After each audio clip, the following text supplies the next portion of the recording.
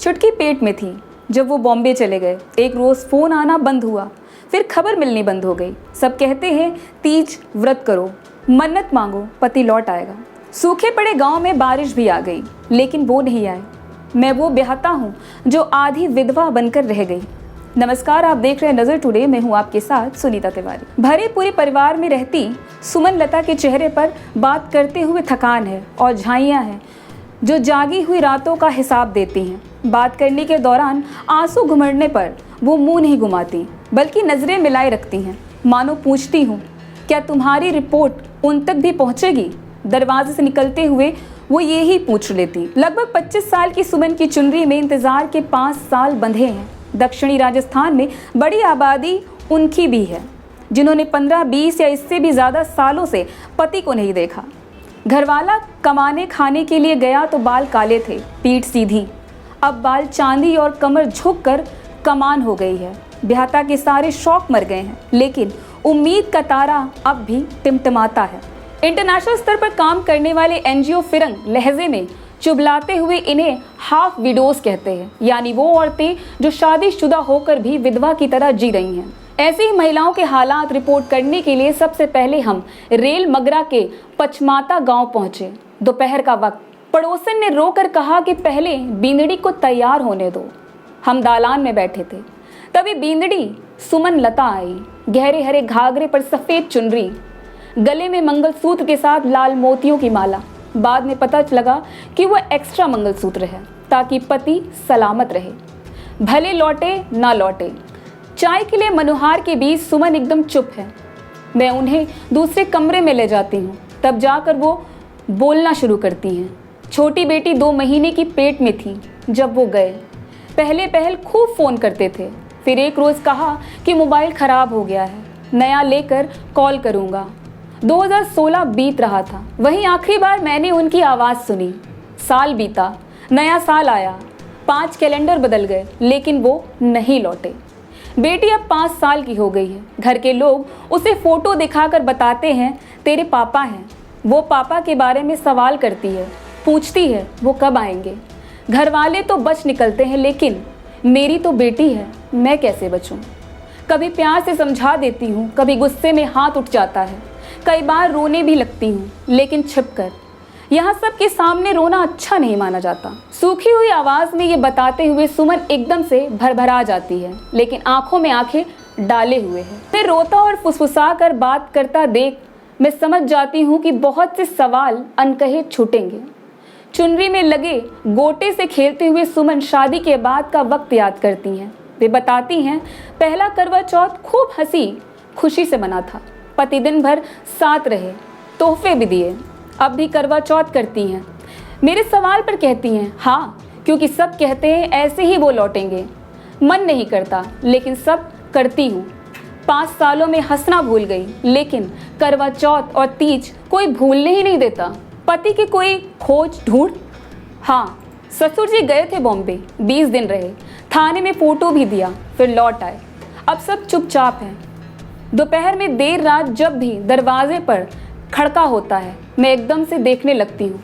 लगता है शायद वो लौट आए हो। लौट आएंगे तो क्या वापस उनके साथ हंसी खुशी रह सकेंगी? तो क्या करूँगी? उन्हें बाहर कैसे निकाल सकूँगी? साथ में 3 बच्चे भी हैं। फ़ोटो या नाम से ही सही, इनके पास पिता तो हैं, वो तो चाहिए। फ़ोटो मांगने पर सुमन एक सूटकेस खोलकर उसमें से कागज़ उलटने पलटने लगती हैं। फिर दीवार पर लगी तस्वीर की तरफ इशारा करके कहती हैं यही है वो शादी की फ़ोटो। लड़का छींट का लाल सफ़ा बांधे हुए है। तस्वीर धुंधली हो चुकी है, लेकिन धूल की हल्की परत भी नहीं। सुमन शायद रोज़ सुबह शाम उसे पोंछती है। बाहर निकलते हुए सुमन की सांस मिलती हैं। तीखे तेवरों वाली इस महिला से जब मैं बेटी की बात पूछती हूँ तो सपाट आवाज़ में कहती हैं काम धंधे में लगा होगा, फ़ोन कैसे करेगा। आगे हमारी मुलाकात होती है रेल मगरा की श्यामा से। बोलने चालने में लगभग शहरी श्यामा हंसते हुए बात करती हैं तो लगता है गुनगुना रही हो, लेकिन छूटी हुई दुल्हनों का जिक्र उन्हें एकदम से बदल देता है। वो याद करती हैं बेटी तब छोटी थी, वो बाहर जाते तो 10-15 बिस्किट नमकीन के पैकेट रख कर जाते। महीने भर बाद जब सामान खत्म हो जाता, मेरे पास 5 रुपए भी नहीं होते थे कि उसके लिए बिस्किट या टॉफी खरीद सकूं। पीहर जाने के लिए किराया जुटाने को कभी नरेगा में मिट्टी उठाती, कभी दूसरों को खेत में काम करती। कहने को सास ससुर के साथ थी, लेकिन किसी ने लाड़ से भरकर सिर पर हाथ नहीं रखा। हर वार त्योहार इतनी खरीद फरोख्त होती, लेकिन किसी ने नहीं पूछा कि तुझे भी कुछ चाहिए क्या। कपड़े पुराने होकर फटने जैसे हो जाते, मैं वही पहने रहती। मन रोता, लेकिन मैं गाय उपला बर्तन भाड़े करती रहती। साल 2002 की बात है। तब हमारे पास मोबाइल नहीं था। पड़ोस के नंबर पर कभी कभार उनका फ़ोन आता, मैं भाग कर जाती, लेकिन कुछ कह नहीं पाती। रोते हुए हिचकियाँ बन जाती। बस इतना ही पूछ पाती थी, कब लौटोगे। अकेली औरत जानकर कभी किसी ने परेशान भी किया। सवाल पर गहरी काली आंखें वाली श्यामा तपाक से बोल पड़ी, हाँ, मुझे ही क्यों, हर औरत के साथ ये होता है। अकेली पाते ही सबकी नज़रें बदल जाती हैं। गांव छोड़िए, अपने घर के मर्द भी परेशान करने लगते हैं। कभी फुसलाते हैं और काम न बने तो ज़बरदस्ती भी कर डालते हैं।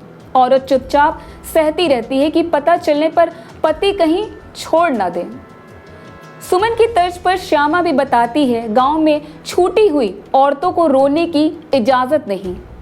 वे आहिस्ता आहिस्ता सिसकती हैं, लेकिन चीख कर रो नहीं पाती कि अपशगुन ना हो जाए। दर्द की ये डोर राजसमंद के मदारी गांव तक पहुंचती है। जब हम वहां पहुंचे, शाम ढल रही थी। नारायणी गाय गोरू के बीच व्यस्त थी। हमें देखकर देर तक मवेशियों की बात करती रही। फिर ऐसे बताने लगी जैसे चेहरे के सामने कोई फिल्म चल रही हो। 8-10 साल की थी जब हमारी शादी हुई। वो कद में मुझसे नाटा था। सब चिढ़ाते कि बीनड़ी बड़ी है तो गुस्सा हो जाता। खेल खेल में एक बार उसने मुझे जोर से मार दिया। रोने लगी, तब सबने खूब लाड किया। उसने भी किया। कितने साल हुए पति से मिले? इस सवाल पर भर्राई आवाज़ आती है, 22 साल हो गए। इतने में सब बदल गया। दोनों लड़के जवान हो गए। एक एक्सीडेंट में मर गया, एक बाकी है जो कमाने खाने के लिए बाहर चला गया। डरती हूँ कि बाप की तरह वो भी गायब ना हो जाए। गांव में तो बहुतों की खेती बाड़ी होती है, आपके पास कुछ नहीं है, लेकिन जिसका घरवाला नहीं, उस औरत को कौन जीने देगा। अपने ही खेत में जाने पर पीटते हैं। बेटे को भी खूब पीटा। अब खेत भी शायद तभी मिले जब वो लौट कर आएंगे। इतने सालों में कभी कोई खबर नहीं आई वो जिंदा भी हैं या नहीं। सवाल मेरे गले तक आते आते अटक जाता है। नारायणी जैसे मन पड़ जाती है, कहती है वो जिंदा है, बाबा लोग यही कहते हैं वो आ जाएंगे। पास ही में नारायणी की सास है, जिनकी झुर्रियाँ ही उनकी उम्र है।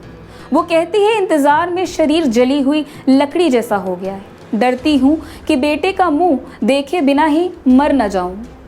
इंटरव्यू का सिलसिला आगे बढ़ाते हुए हमने एक NGO के एग्जीक्यूटिव डायरेक्टर कैलाश बिजवासी से समझना चाहा कि आखिर इसकी वजह क्या है। बकौल कैलाश, रेल मगरा में माइग्रेशन की दर 49% है, यानी हर दूसरे घर से कोई ना कोई काम के लिए बाहर गया हुआ है। आमतौर पर यह सिंगल माइग्रेशन होता है। घर के पुरुष जाते हैं, औरतें पीछे छूट जाती हैं। शुरुआत में पति आते हैं, फिर लौटना कम हो जाता है और एकदम से बिल्कुल खत्म हो जाता है। औरतें बाल बच्चे संभालती हैं, बूढ़े सास ससुर को देखती हैं, मजदूरी करती हैं और सोचती रहती हैं कि पति लौटेगा तो सब अच्छा हो जाएगा। यही सोचते सोचते बहुत सी औरतें मर खप गईं और जवान बीनड़ियाँ बूढ़ी हो गईं। आज के लिए बस इतना ही। वीडियो पसंद आए तो लाइक, शेयर और सब्सक्राइब करें। देश और दुनिया की तमाम खबरों को जानने के लिए देखते रहिए नज़र टुडे।